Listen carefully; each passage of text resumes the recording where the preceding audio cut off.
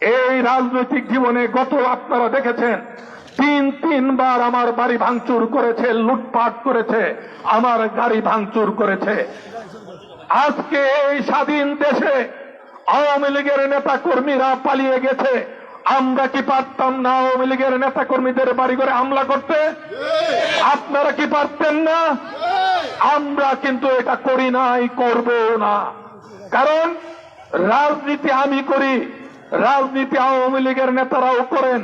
অপরাধ যদি থাকে আপনার আছে, আমার আছে, আমার মানবদের তো কোনো অপরাধ নাই। আপনার জন্য বাড়িঘরে হামলা হবে, আপনার মা বোনরা কেন কষ্ট পাবে? যার কারণে দ্বিতীয় স্বাধীনতা 5ই আগস্ট লাভ করার পর 6ই আগস্ট আমি কেন্দ্র খেলার মাঠে আমার নেতা কর্মীদেরকে শপথ করিয়েছিলাম, আপনারা আমাদেরকে কথা দেন আওয়ামী লীগের কোন নেতা কর্মীর বাড়িতে হামলা করবেন না। আমি শপথ করিয়েছিলাম এবং আমাদের নেতা কর্মীরা সেই ওয়াদা রেখেছে, তাদের শপথ তারা রেখেছে। আজ পর্যন্ত আওয়ামী লীগের কোন নেতা কর্মীর বাড়িতে আমরা হামলা করি নাই। এই যে অসীম কুমার উকিল, অপু উকিল, যাদের নেতৃত্বে সবচেয়ে অত্যাচারিত হয়েছে আমাদের কেন্দ্রের মানুষ, তাদের সেই পতিত বাড়ি কিন্তু আমরা ভাঙচুর করি নাই। আজকে এই মুহূর্তে যদি আমি ঘোষণা দেই কালকের মধ্যে এই বিল্ডিং এর একটি ইট থাকবে না, কিন্তু এটা আমরা করব না। কারণ এটা যদি করি তাহলে আমরা আওয়ামী লীগের কাতারে চলে গেলাম। আমরা ওই কাতারে যেতে চাই না। ভাইয়ের আমার, নামাজ আসন্ন, ইতিপূর্বে আমার বক্তারা বক্তব্য রেখেছেন, সময় অনেকটুকু তারাই নিয়ে নিয়েছেন।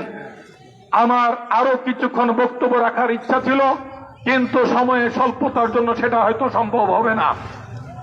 ইতিমধ্যে আপনারা জানেন আপনাদের বাসাটি থেকে বৈখারাটি রাস্তার কাজ শুরু হয়েছে এবং এটার যে ঠিকাদার সেও আমাদের বিএনপির নেতা, কেন্দ্র উপজেলা বিএনপির নেতা শেখুল ইসলাম।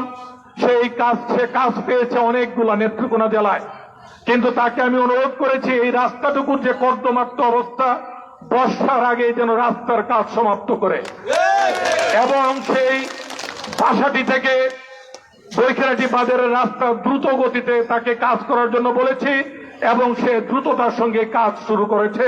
আশা করি বর্ষার মৌসুমের পূর্বেই আপনারা জুতা পায়ে দিয়ে হেঁটে যেতে পারবেন, গাড়ি চালিয়ে আপনারা যেতে পারবেন। রেন্টিতলা থেকে শান্তিকুনার যে ভাঙ্গুর যে রাস্তা, সেটার কাজ শুরু হয়েছে অচিরে এবং এই অচিরে এই কাজ সমাপ্ত হবে বলে আমি বিশ্বাস করি।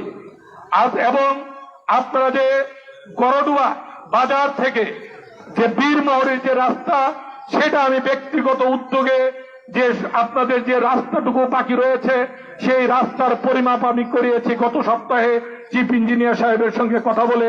আশা করি ওই রাস্তাটুকু দ্রুত এস্টিমেট করছে, এস্টিমেট পাস করার পরে এই কাজটুকু হয়ে যাবে বলে আমি দৃঢ়ভাবে বিশ্বাস করি।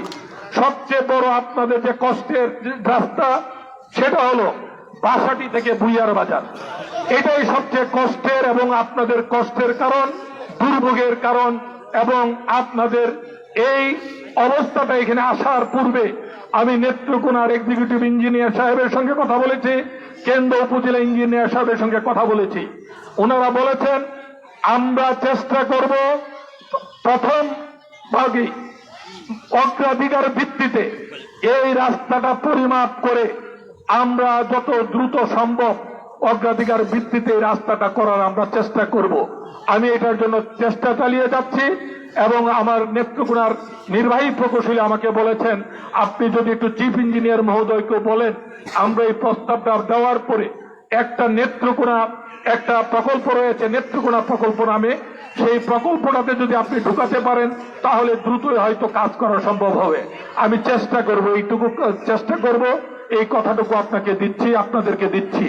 এবং ইনশাল্লাহ আমি যদি চাকরি করতাম, আমার চাকরি কিন্তু হয়েছিল 1991 সালে পুলিশের এএসপি পদে।